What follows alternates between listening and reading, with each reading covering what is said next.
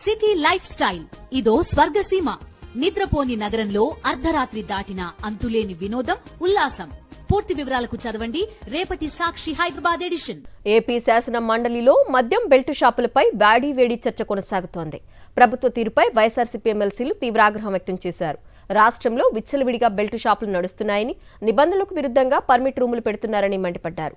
రాష్ట్రంలో మద్యం అమ్మకాలపై నియంత్రణ లేదని అన్నారు వైఎస్ఆర్సీపీ సభ్యులు.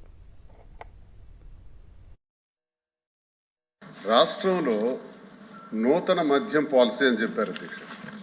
నూతన మద్యం పాలసీ అంటే ఏంటి అధ్యక్ష?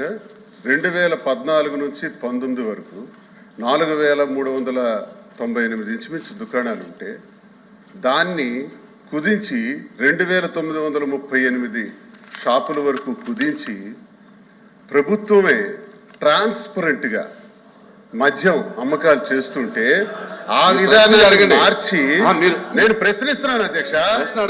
నేను ప్రశ్నిస్తున్నాను, వినాలా?